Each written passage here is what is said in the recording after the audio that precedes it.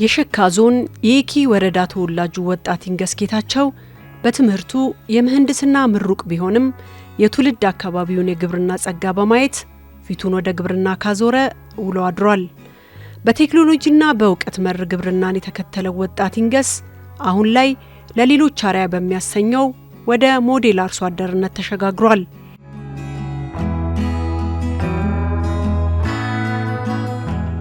ባክግራውንድ ሳየው በግብርናው ዘርፍ ነው የሚተዳደሩት፣ ግን ያናህል በግብርናው ዘርፍ እየኖሩ ህይወታቸው የተሻሻለበት ምንም አይነት ሁኔታ አልነበረም። ያንን ነው ማለት ጥያቄ ፈጠረብኝ።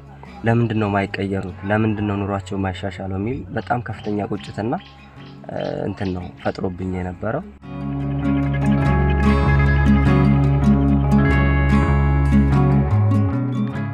ወጣት ይንገስ ከቴፒ ግብርና ምርምር ማዕከል የዓለማችን ውዱ የሆነውን የቫኒላ ዝርያ በመውሰድና በራሱ ጥረት የሰብል ልማት ዘዴን በማጥናት በየዓመቱ ምርታማ መሆን ችሏል።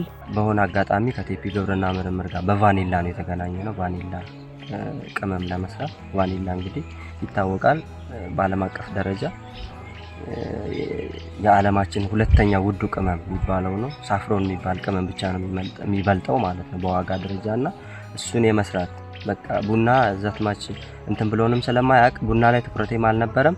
ቫኒላ ግን ውድ ነው ሲባል ስለሰማው እሱን ለመስራት ከቴፒ ግብርና ምርምር ጋር ተገናኘው።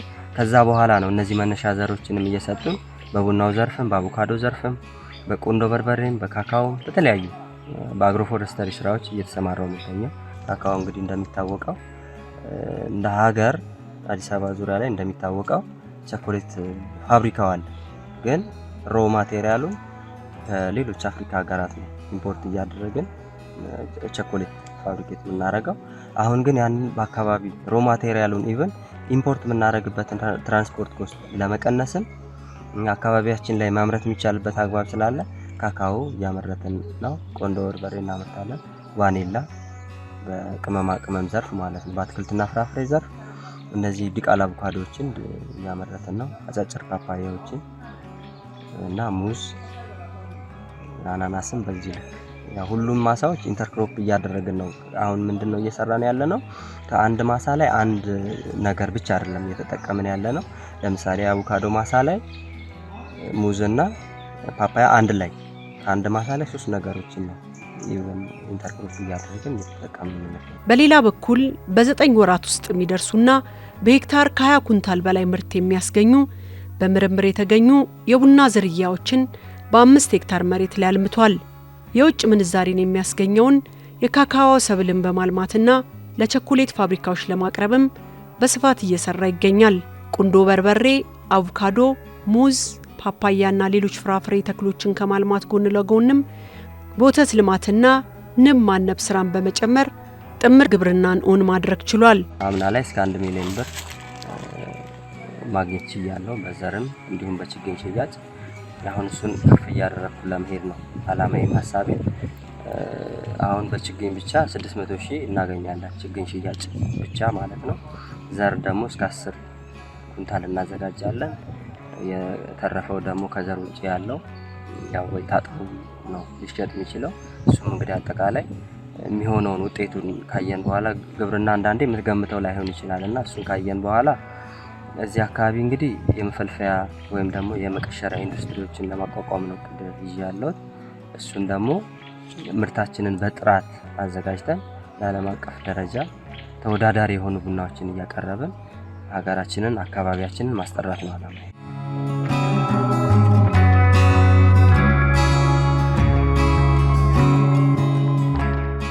ወጣት ይንገስ ጌታቸው ምግቤን ከጓሮዬ ለተሰኘው የመንግስት ኢኒሼቲቭ በተግባር በማሳየት ከራሱ አልፎ ለአካባቢው ማህበረሰብ ምሳሌ ሆኗል።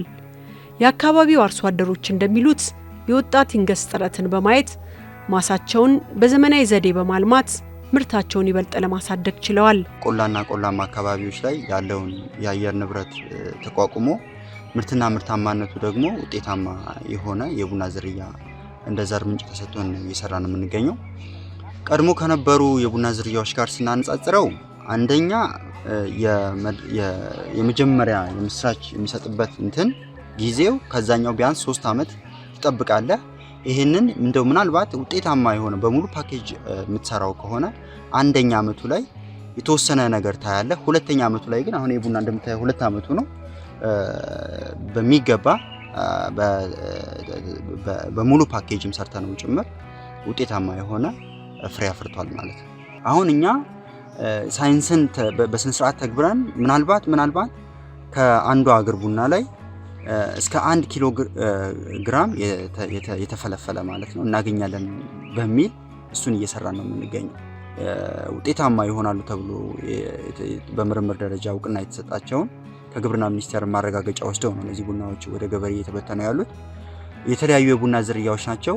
እንደ ዝርያዎቻቸው እንትናቸው የሚሰጡት በሄክታር ይለያያል። ለምሳሌ ኬቱ የሚባለው የቡና ዝርያ የተፈለፈለ አሁን እናት ቡና አይደለም። እናት ቡና ሲሆን ግን የተፈለፈለ እስከ 22 ኩንታል ለውጭ ገበያ የሚቀርብ ቡና በሄክታር ማምረት የሚቻልበት አግባብ አለ።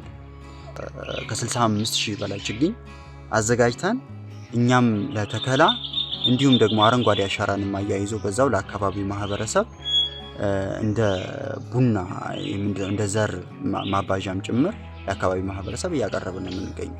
ይንገስና ብርሃኑ ይሄንን ለዚህ ቀበሌም ሆነ ለዚህ ወረዳ ቅርንጫፍ ይሄንን ያመርቱ በጣም ነው እኔ ደስታ ያዘኝ።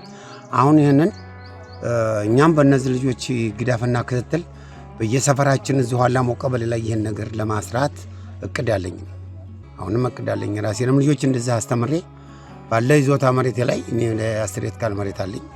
እሱን በዚህ አይነት አትክልት ቁንዶ በርበሬ ቡናዬ ምን ጠርቻቸው ማላቀው አትክልቶች ስላሉ ይሄን ለመሸፈን ነው የኔ እቅድ። 84 ዓመተ ምህረት ተበጪ ወረዳ ተበጪ አምተን የተከልነው ቡና አለ። እንደዛ አይደለም የዚህን ሲቶና አራታ እንደ አለ ቡናው እግሩም አለ። አሁን እኛ እንደነዚህ በእግሩን ያን እሱን እንደጥላ እየተጠቀምን ይሄን እያፈራና ያለ ነው። ያ ምንም እኛ ለውጥ አላሳየንም።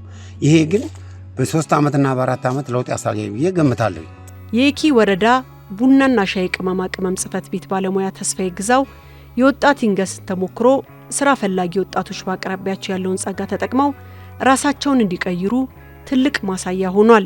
በይንገስ ጌታቸው የተሰራው እና በሂሶች የተሰራው የቡና ዘር እጅግ በጣም ለወረዳችንም ማስተማሪያና የዘር ብዜት የሚሆን እጅግ በጣም ጥሩ ተሞክሮ ነው ያየነውና በቀጣይ በስፋት ለመጠቀም ነው ይሄንን ዝርያ የምንፈልገው ማለት ነው። እኛም ከነሱ ተቀብለን ወደ ሌሎች ቀበሌዎች ወደ 23 ቀበሌዎች አሉንና በዛው ወደ እነሱም ለማድረስ ነው የኛም ዝግጅት ያለው። ከነሱም ዘር እየወሰድን ነው።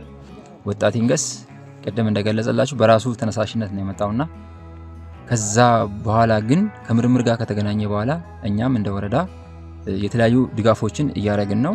የፖሊ የጀነሬተር ጥያቄ ሲቀርብ እኛም ምላሽ ሰጠን ነው። አሁንም የዘር ብዜት ጥያቄ ጠይቋልና በዛው ልክ እንደ ወረዳ ማኔጅመንት እየተነጋገርንበት ያለው አግባብ ነው ያለውና ይሄ መሬት ሲያገኝ በዛ ላይ ከምርምሩም ጋር ተገናኝተን ወጣቶችን አበረታተን ብለን እናስባለን። ሌሎችም በቀበሌ ደረጃ የሚደራጁ ወጣቶች አሉ። በማህበር ተደራጅተው ይሄንን የዘር ብዜቱን በማህበር ተደራጅተው እንዲሰሩ እኛ ከአደራጅ መስሪያ ቤት ጋር እንደ ወረዳም እየተነጋገርን ያለው።